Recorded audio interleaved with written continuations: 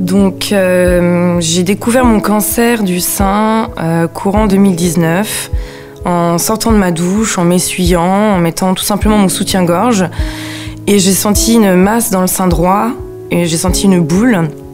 Et le gynécologue me dit il faut absolument prendre rendez-vous pour une mammographie et une échographie d'urgence. Et quand il a ouvert l'enveloppe et qu'il m'a dit je découvre en même temps que vous le résultat, et que là je voyais qu'il était très concentré sur sa lecture, qu'il me lisait des mots que je ne comprenais absolument rien. Et à la fin, je lui dis bon bah c'est quoi? Qu'est-ce que vous m'avez dit? Qu'est-ce que c'est? C'est un cancer du sein, madame. Et là je lui dis mais j'ai que 32 ans, je peux pas avoir un cancer du sein, c'est pas possible.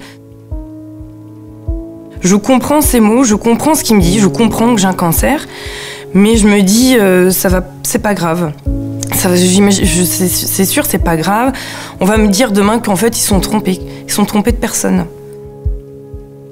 Donc tout de suite, on m'a annoncé que c'était un grade 3, donc un cancer hormonal qui est très agressif. On m'a annoncé un protocole très complet avec de la chimiothérapie, ablation totale du sein, radiothérapie et hormonothérapie.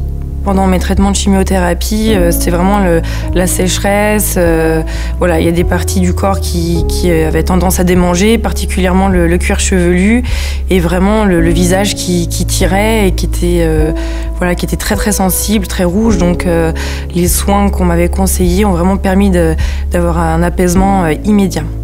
La peau, elle a été vraiment mise à l'épreuve quand j'ai fait la radiothérapie. Vraiment, on m'avait expliqué je pouvais avoir des brûlures à la zone traitée par la radiothérapie. J'ai eu des rougeurs, des démangeaisons, la peau sèche, j'ai eu un peu la totale, que ce soit le visage, le corps, les mains, les muqueuses, les parties intimes aussi qui sont très asséchées.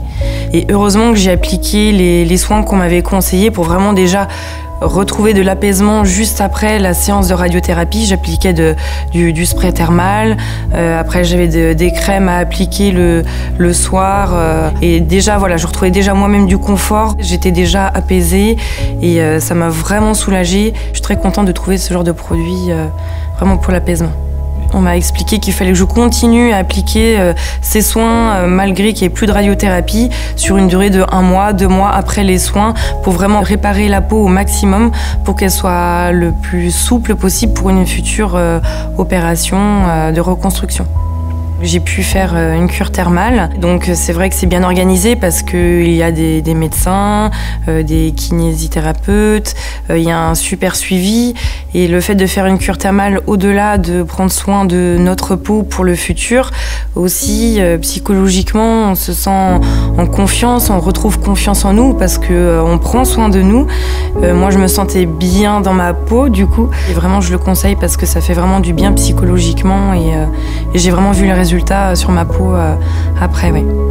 Et après ça, je me suis dit, maintenant tu fais ta vie. Effectivement, il s'est passé ça. Personne ne sait de quoi demain est fait.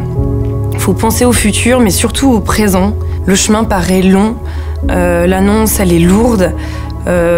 Parfois on perd confiance en se disant qu'on n'y arrivera jamais, mais il faut vraiment faire confiance à son corps malgré qu'il nous a joué un mauvais tour.